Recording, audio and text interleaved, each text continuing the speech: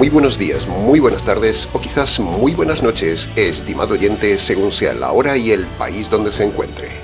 Les habla nuevamente el pastor bautista Nikos Ricoy, director del programa Encuentros y pastor general de las iglesias del Ministerio Tinajas, desde aquí, en Valencia, España. Saludamos como siempre a todos nuestros seguidores y les damos la bienvenida una vez más a nuestro nuevo programa semanal Encuentros.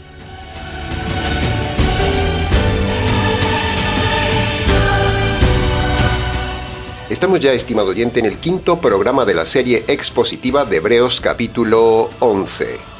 Poco a poco vamos avanzando en el estudio de este capítulo y a la vez estamos practicando la forma más fascinante del estudio de la palabra de Dios, el laborioso método expositivo. Todo un arte donde tomamos el texto, lo fraccionamos, analizamos cada frase, analizamos incluso palabras especiales de esas frases y de esa forma vamos montando el rompecabezas de ese trozo de la palabra de Dios.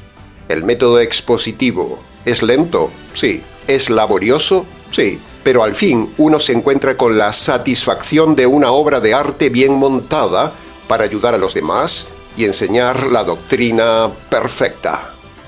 Los calvinistas presumen arrogantemente de ser ellos los únicos expositores bíblicos de este método, pero nos reímos de ellos con la risa de Elías, porque si en verdad analizaran correctamente las doctrinas con el método expositivo puro, no tendrían doctrinas terribles como las doctrinas de la desgracia, la defensa del divorcio, el recasamiento del divorciado, el bautismo de los niños, el suicidio del cristiano, el uso de la psicología y más locuras de esta mala gente arrogante a las cuales hay que denunciarlos y taparles la boca porque enseñan mal la verdad. No hay ninguna religión ni secta cristiana que tenga la osadía de enseñar que si uno se suicida se va al cielo. Solo esta mala gente. Deberían estar en la cárcel por apología del suicidio. Los calvinistas son la peor secta de todo el cristianismo. Es cierto que las demás sectas, como los adventistas, los pentecostales, los católicos, los unicitarios y los rabinos, hacen lo mismo que los calvinistas. Enseñan mal la escritura. Pero los calvinistas, a nuestro juicio y experiencia, sobresalen en grado superlativo a las demás sectas. Un adventista se desacredita a sí mismo con sus propias profecías erradas y falladas. Un católico se desacredita a sí mismo, por ejemplo, por la idolatría. Un pentecostal se desacredita a sí mismo por el caos que tienen en sus iglesias.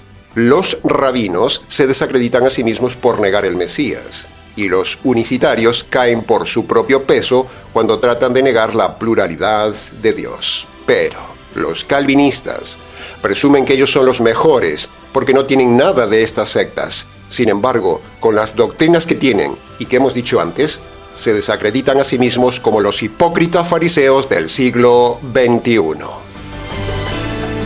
Bien, continuemos entonces hoy con el análisis de los versículos 24 al 29 de este capítulo 11 de Hebreos, el tercer capítulo más importante de toda la Biblia, después de Romanos capítulo 3 y de Isaías capítulo 53.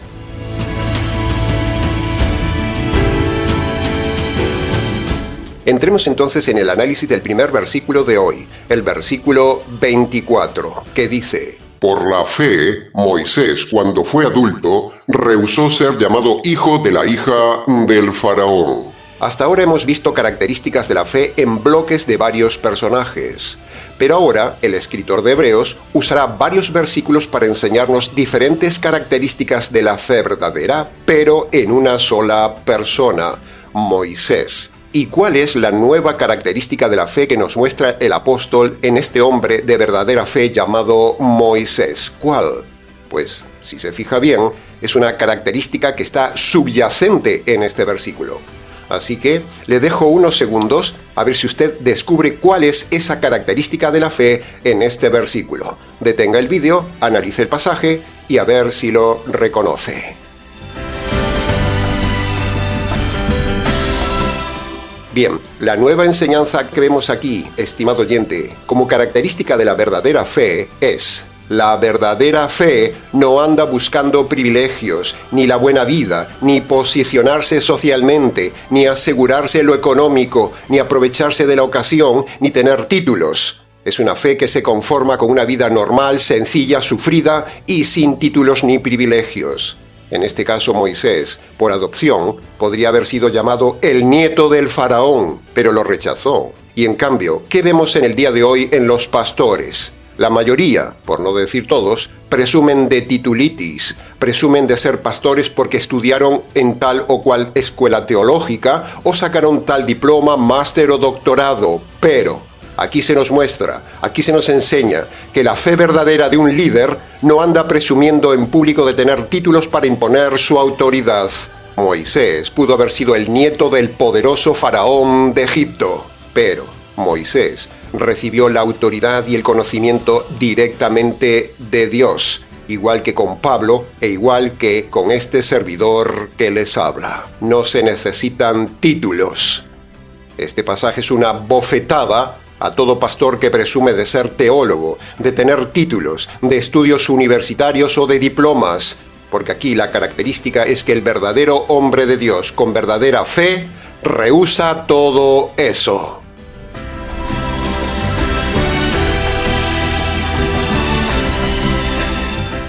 Ahora, a propósito de este tema, le decimos, estimado oyente que nos escucha, que este varón que les habla no ha estudiado nunca en seminarios teológicos, ni en institutos bíblicos, ni en universidades cristianas, sino que solamente hemos estudiado toda la Biblia docenas de veces en la Universidad de la Habitación, en el Instituto Bíblico de las Rodillas y en el seminario teológico que era nuestra pequeña iglesia casera con su pastor. Así que todo pastor que presume de título de teología, que presume de estudios en algún instituto bíblico, ese pastor es falso, no está acreditado y no está siguiendo el modelo bíblico. Dice la Biblia en el Nuevo Testamento que los apóstoles eran hombres sin estudios, sin letras y sin títulos. Léalo allí en Hechos capítulo 4, versículo 13, donde dice: Vieron que Pedro y Juan eran hombres valientes con denuedo y sabían que eran hombres sin estudios y sin preparación. Sin embargo, se maravillaban de ellos porque reconocían que eran los hombres que habían estado con Jesús. Ve, ahí lo tiene, estimado oyente, este pasaje corrobora lo que estamos estudiando. Líderes verdaderos, pero sin títulos, sino solo con dos características: fe verdadera y haber estado con el Señor, tanto en el Antiguo Testamento con Moisés, como en el Nuevo Testamento con los apóstoles. No se necesitan títulos. Si su pastor ha gastado dinero en títulos de teología, su pastor es un lobo, es un ególatra. No se necesitan títulos, dice este texto, para ser líder, para ser pastor. Se necesita primero la conversión por medio de la fe verdadera y luego estudiar a solas con el Señor por medio del método expositivo. Ya hemos enseñado varias veces en el canal que los institutos bíblicos, las escuelas teológicas, las universidades cristianas y similares centros de negocio paraeclesial, todas esas instituciones son un gran negocio de la religión para fomentar el ego, el orgullo, la vanidad y la mala doctrina. Todo instituto bíblico, seminario teológico y universidad cristiana son pecado. Están en contra de la voluntad de Dios y en contra del modelo neotestamentario. Si su pastor presume de título de teología o cualquier otro título adquirido, es un lobo. Para preguntas del tema, escríbanos.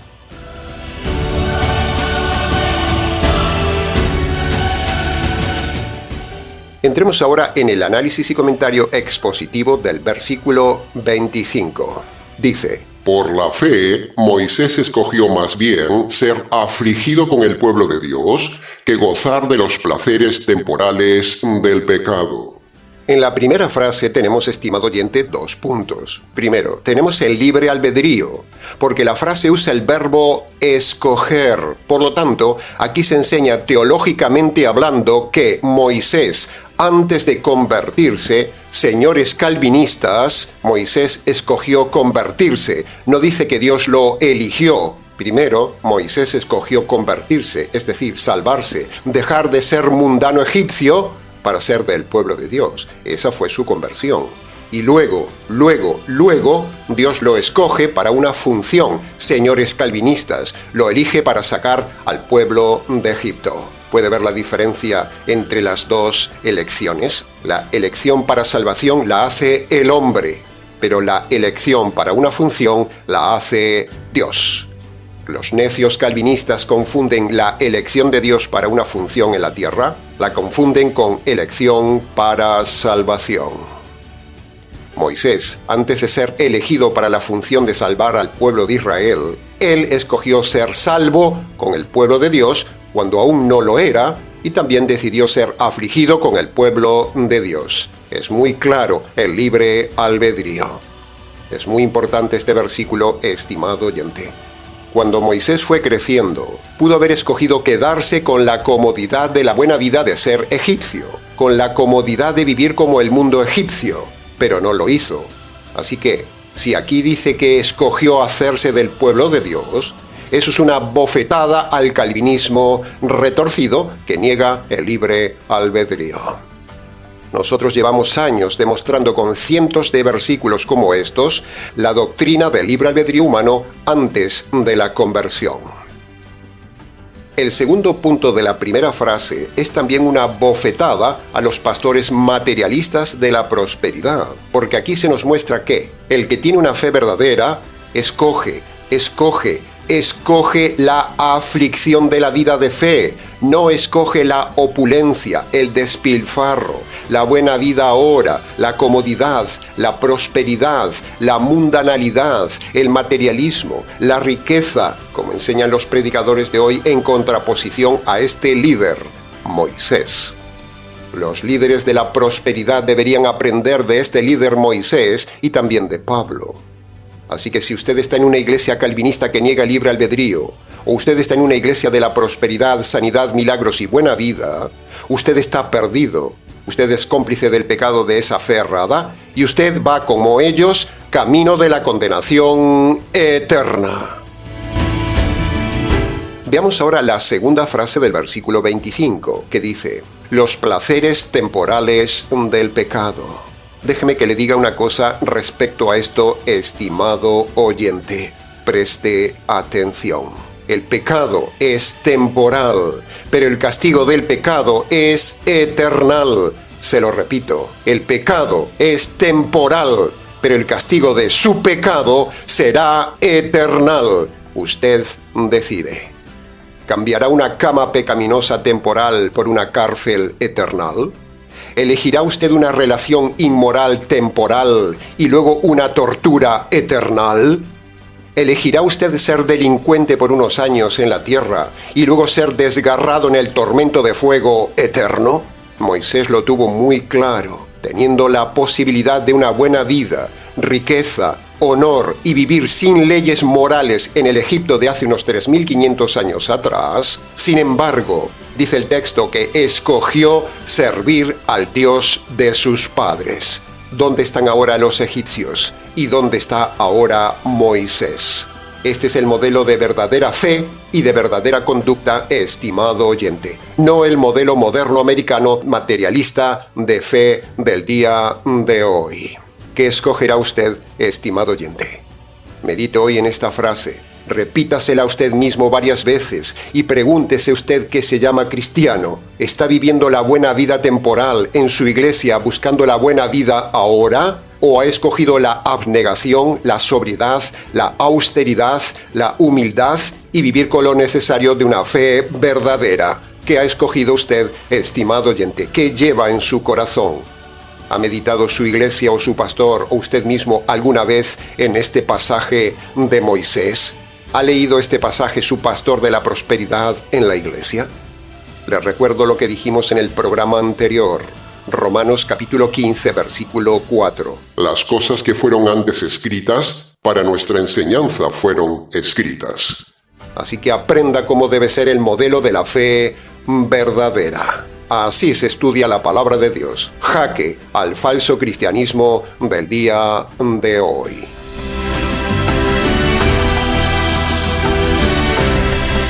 Entremos ahora en el análisis y comentario expositivo del versículo 26 que dice: Por la fe, Moisés consideró que era mayor riqueza el vituperio de Cristo que los tesoros de Egipto, porque Moisés tenía puesta su mirada en el galardón eterno. ¡Qué pasaje, estimado oyente! ¡Qué pasaje! Esto sí que es fe verdadera. El resto son cuentos. ¿Usted elige el vituperio por ser cristiano y la esperanza del galardón eterno?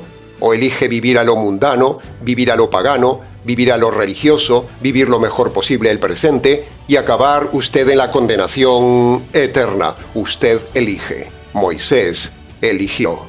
Una vez más vemos el libre albedrío en estado puro donde Moisés, sabiendo que no era fácil la vida del pueblo de Dios, sin embargo lo escoge deliberadamente. ¿Hay o no hay libre albedrío? Y como dijimos en programas anteriores, Moisés hizo como Abraham, vivía como mirando esa ciudad futura de la cual Dios le había hablado.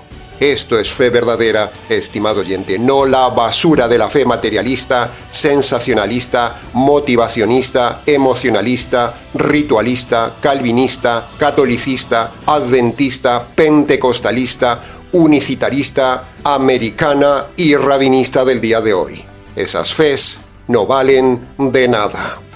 El pasaje nos muestra que la fe verdadera no busca lo material en la tierra, sino que no le importa ser perseguido ni tampoco ser pobre por tener una fe radical en Cristo. La fe verdadera vive cada día mirando, esperando, anhelando, deseando la ciudad maravillosa que ojo no vio, ni oído yo, ni nadie imaginó. Una ciudad maravillosa diseñada por el Señor del Evangelio para los que eligen en su libre albedrío tener una fe verdadera, valiente, sufrida, perseguida, abnegada, que vive con lo suficiente y que no le importa lo material. En el Ministerio Tinaja somos ejemplo de ello. Así que márchese de las iglesias modernas de la fe material, de prosperidad, sanidad y milagros al estilo americano. ¿Qué hubiera elegido Moisés hoy, estimado oyente? ¿Hubiera elegido una iglesia de la prosperidad americana o hubiera elegido una vida sobria de vituperio, persecución y pobreza, como dice aquí? ¿Qué debe elegir usted según este pasaje? ¿Qué ha elegido usted, estimado oyente? ¿En qué iglesia está usted metido? Aquí tiene el modelo. Usted elige. Ahora, ¿por qué el pasaje dice que Moisés eligió más bien los vituperios de Cristo, si Cristo aún no había llegado, sino que llegaría unos 1500 o 2000 años después? ¿Por qué dice eso? Bueno, Moisés no solo recibió la revelación que mayormente conocemos de las plagas, la tierra prometida, las leyes, etcétera, etcétera, sino que Moisés también había recibido la revelación de que el pueblo de Israel sería el medio por el cual un día vendría el libertador, un profeta mayor que él, el Mesías. Y Moisés creyó esto y vivió según esta revelación. Por eso dice que Moisés eligió los vituperios de Cristo, el libertador. Moisés era el libertador físico. Él era un anticipo del libertador espiritual de su pueblo. Así que Moisés decidió vivir acorde a ese libertador que él estaba anticipando. Moisés sabía que un día vendría Cristo. Lo dice él mismo en Deuteronomio capítulo 18, versículo 15 y 18. Dice: Yo, Yahvé, levantaré un día entre ustedes un profeta al que deberán escuchar, porque él les dirá todo lo que yo le mandaré decir. Ese pasaje se refería al Mesías. Moisés vivió por la fe en Cristo hacia adelante. Nosotros vivimos por la fe en Cristo hacia atrás. Moisés y nosotros tenemos una misma fe, la fe verdadera en el Mesías y su mensaje, el Evangelio.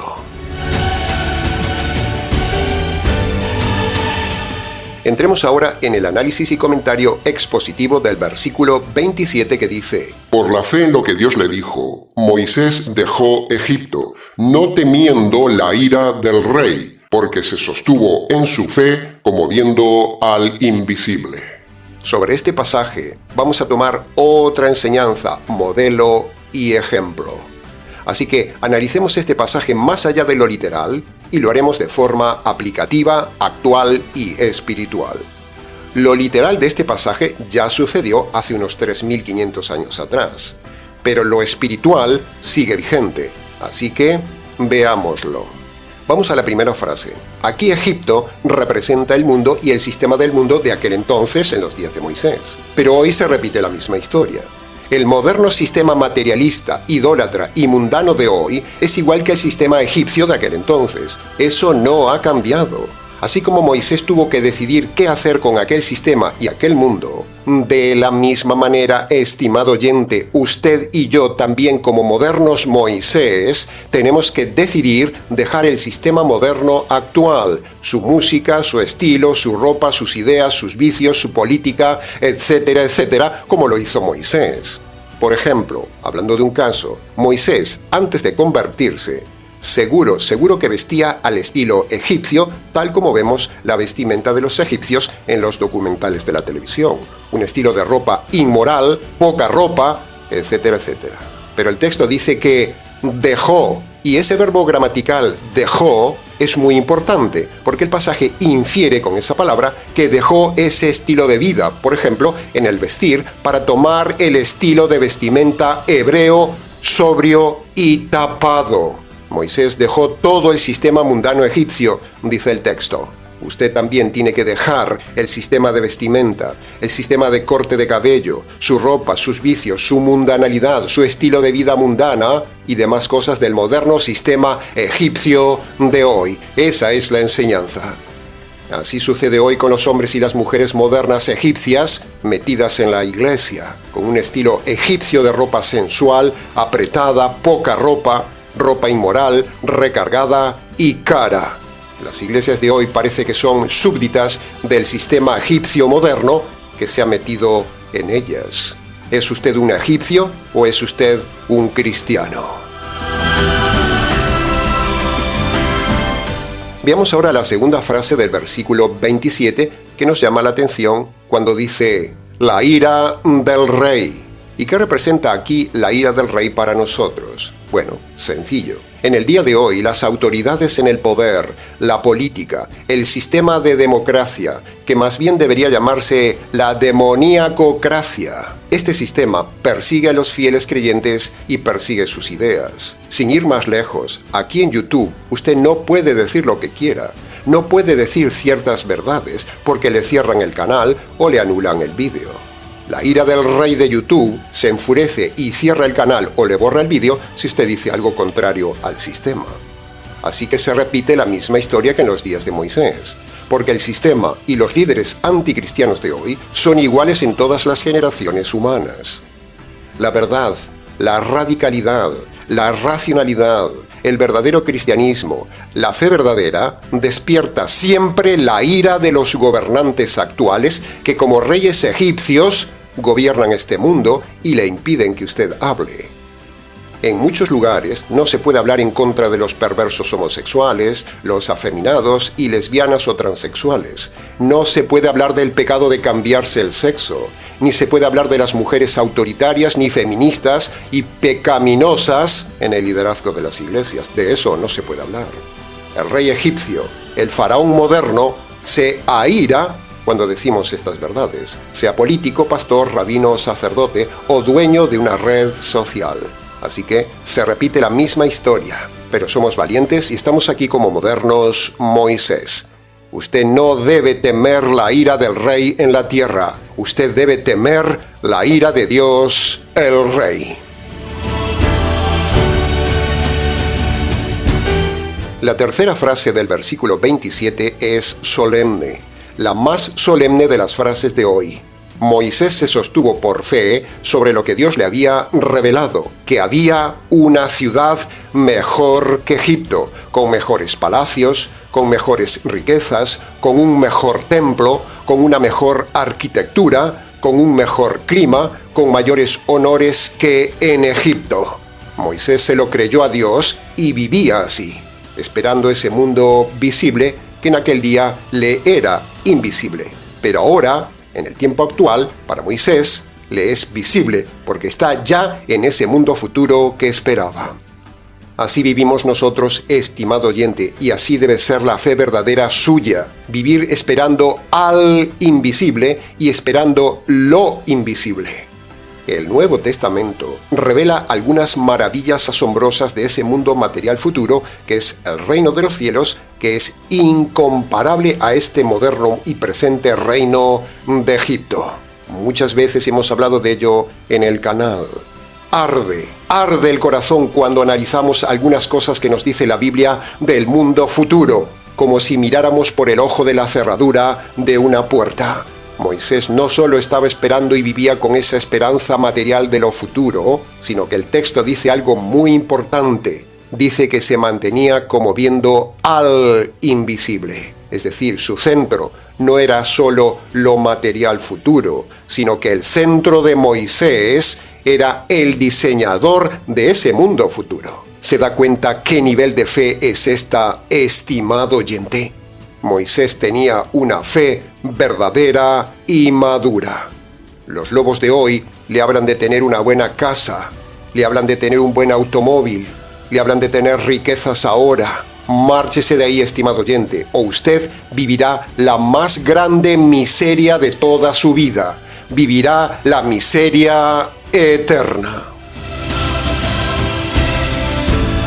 Y ahora mire esto. Ese ser invisible del que hablaba Moisés, un día se hizo visible, tomó un cuerpo, decidió quedarse con ese cuerpo e hizo la mayor obra jamás diseñada, el Evangelio. Y ese Evangelio es el que nos permitirá un día estar en ese mundo fantástico futuro, no ya con el invisible, sino que en aquel entonces será ya con el visible, el Señor Jesús, el Señor del Evangelio, en ese mundo que ojo no vio, ni oído yo, ni mente es capaz de diseñar. Sin Evangelio, nadie entrará al reino de los cielos, ni nadie verá al invisible. Entremos ahora en el análisis y comentario del versículo 28 que dice: Por la fe, Moisés celebró la Pascua y roció con sangre las casas de los israelitas para que el ángel exterminador no tocase a los primogénitos de Israel. Punto número 1. La Pascua era una de las dos fiestas más importantes de Israel junto con la fiesta del gran día de la expiación. La Pascua judía del Antiguo Testamento, es decir, la muerte de un cordero que libraba a Israel del ángel exterminador, era el anticipo del Calvario donde Cristo, la nueva Pascua, como dice 1 Corintios capítulo 5, versículo 7, es el cordero que libra al hombre del Dios exterminador. Si usted no tiene sus pecados perdonados, usted se encontrará un día con el Dios exterminador.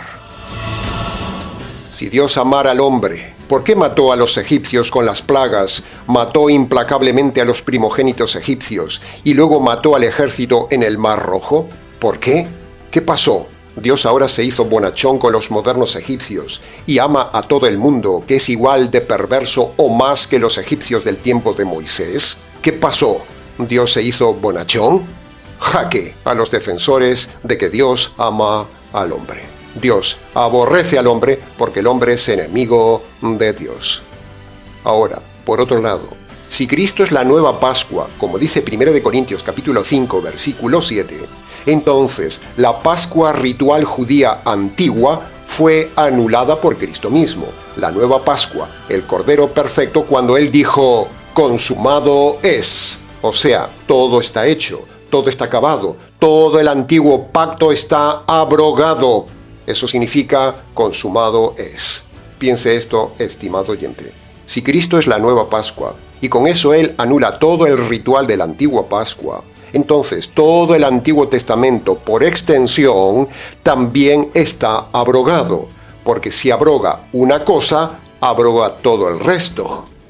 Por lo tanto, con esto nos reafirmamos una vez más contra los pastores, rabinos y sacerdotes que le engañan a usted diciéndole que el antiguo pacto aún está vigente. Eso es falso. El antiguo pacto está abrogado.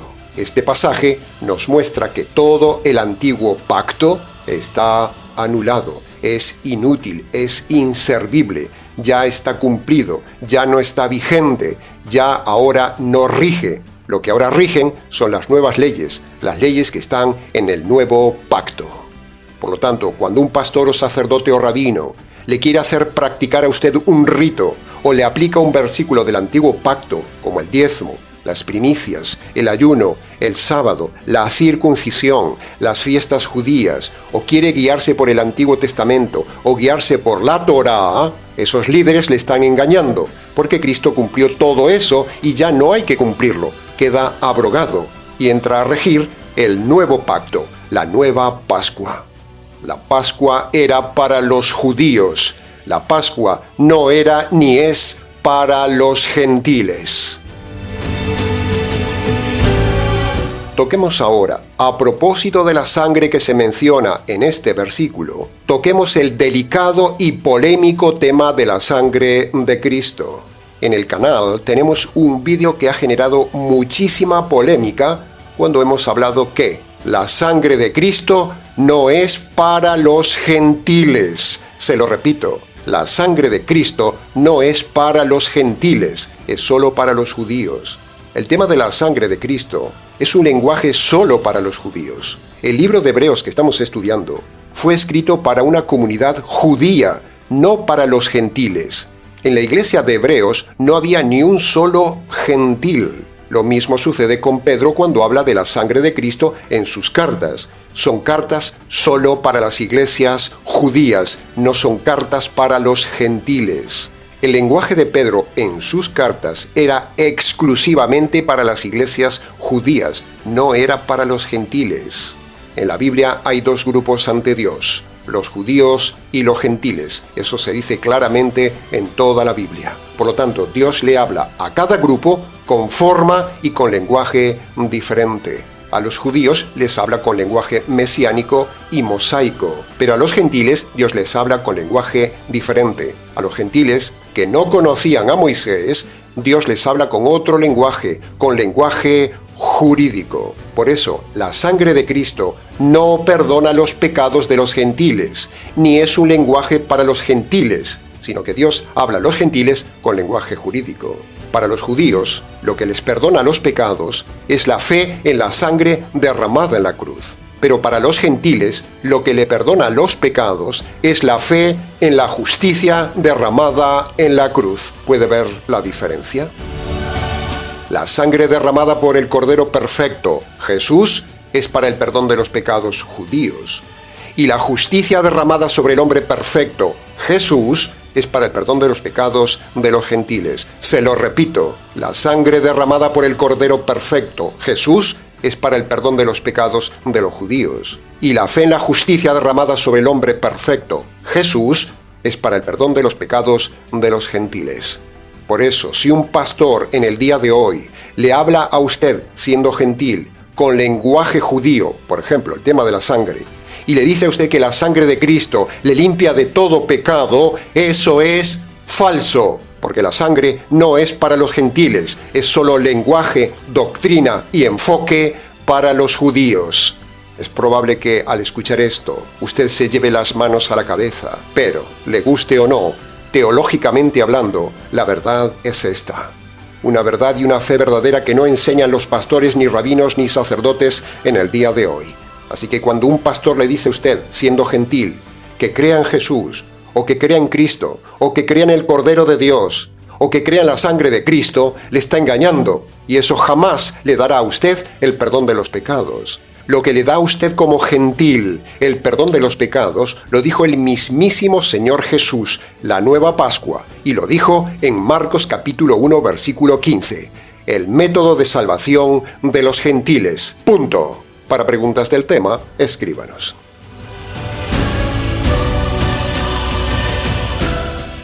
Entremos ahora en el análisis y comentario del último versículo de hoy, el versículo 29 que dice: Por la fe en lo dicho por Dios, el pueblo de Israel pasó por el Mar Rojo como por tierra seca, pero los egipcios, cuando lo intentaron, fueron ahogados. Punto número 1. Literalmente hablando, el éxodo existió, estimado oyente. Lo dicen hasta los documentales de la televisión. El mismo Jesús confirmó el Éxodo, por lo tanto, todos los milagros en torno al Éxodo fueron reales. Incluso Jesús habló de Moisés y se apareció con Moisés, el personaje central del Éxodo y del paso del Mar Rojo.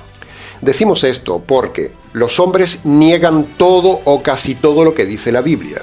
Pero la Biblia sigue viva y sigue vigente, y los enemigos de la Biblia siempre se mueren o ya están muertos. ¿Dónde están ahora los enemigos de la palabra de Dios? Ahora están delante de aquel que abrió el Mar Rojo y abrirá también las fauces de los infiernos para ellos. Así que si usted niega los acontecimientos milagrosos de la Biblia, como en este caso el Éxodo, usted está pecando. El creacionismo bíblico, el diluvio bíblico, el éxodo bíblico, el paso del Mar Rojo y todos los cientos de milagros de la Biblia, todos son verdaderos. El que los niegue estará en rebelión y entonces un día Dios, por su rebelión, lo enviará a la cárcel eterna. Esta es la enseñanza.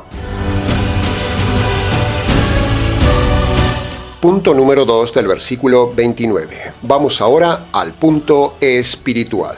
El paso del Mar Rojo simboliza el paso de una vida a otra vida, tal como hizo Israel. Israel dejaba una tierra y un mundo y ahora iba a otro mundo. Dejaba la esclavitud para pasar a una nueva vida y una nueva tierra, la tierra prometida. ¿Por qué pasaron el Mar Rojo los israelitas? Bueno, sencillo. Lo pasaron porque tenían una fe verdadera. En cambio, los egipcios no pasaron el Mar Rojo porque no tenían fe verdadera. La enseñanza es clara. La fe verdadera salva al convertido del Mar Rojo eterno. La fe falsa mata al inconverso y lo hundirá en las aguas del Mar Rojo eterno. La analogía es impresionante, estimado oyente. Por donde pasa el convertido, no puede pasar el inconverso. Solo la fe verdadera nos hace pasar por el Mar Rojo de la muerte de forma exitosa. Los dioses egipcios no pudieron contra el Mar Rojo, pero la fe verdadera en el Dios verdadero hizo cruzar a los israelitas el Mar Rojo a la nueva vida. ¿Entiende la enseñanza, estimado oyente? Usted necesita una fe verdadera para que no se ahogue en el mar de la muerte. Bien, hasta aquí con el análisis de los versículos detallados del día de hoy.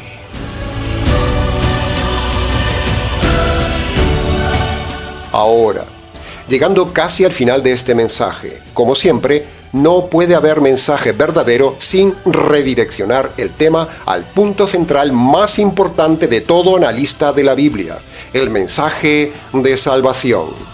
Para que usted sea perdonado del pecado de presumir de títulos teológicos, o por haber gastado dinero en un instituto bíblico, para que usted sea perdonado por haber negado o dudado de los acontecimientos de la Biblia, para que usted sea perdonado del materialismo de las iglesias de la prosperidad, para que usted sea perdonado de todos los deleites pecaminosos temporales de su vida, para que usted sea perdonado por tener su mira solo en las cosas de la tierra, para que usted sea perdonado por amar el moderno Egipto de hoy, para que usted sea perdonado del pecado de diezmar, ayunar, dar primicias, guardar el sábado y regirse por las cosas del antiguo pacto, para que usted sea perdonado por seguir a pastores, pastoras, rabinos y sacerdotes falsos, para que usted esté preparado para cruzar el Mar Rojo de la muerte, para que usted pueda ser librado del Dios exterminador, para que usted sea perdonado de otros pecados que su conciencia le haya mostrado con el mensaje de hoy,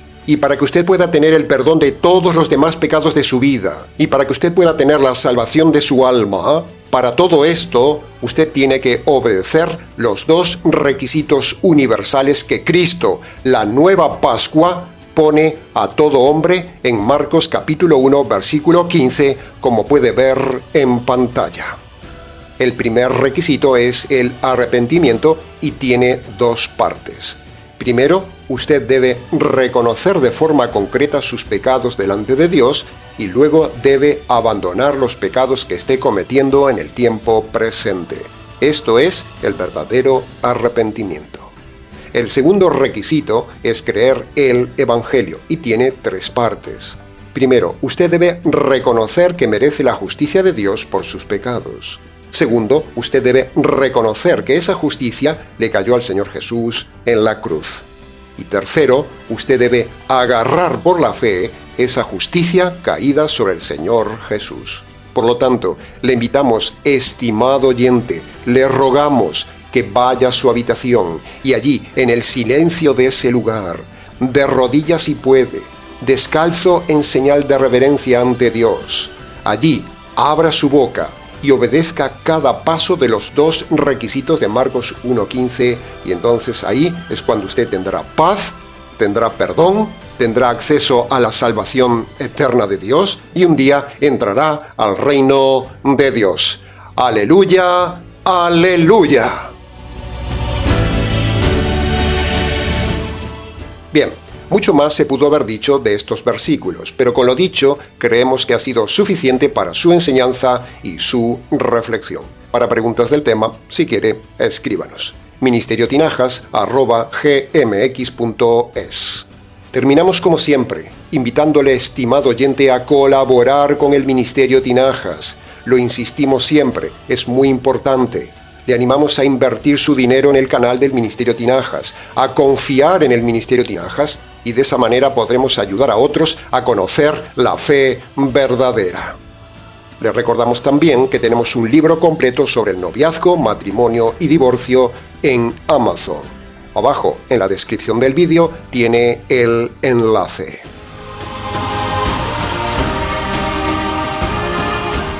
Bien, nada más por hoy, estimado oyente. Les ha compartido este nuevo mensaje quien les habla, el pastor bautista Nikos Ricoy, expositor bíblico del Ministerio Tinajas, desde aquí, en Valencia, España. Será entonces con el gusto de siempre, hasta el próximo mensaje de la serie, aquí en nuestro habitual programa semanal Encuentros.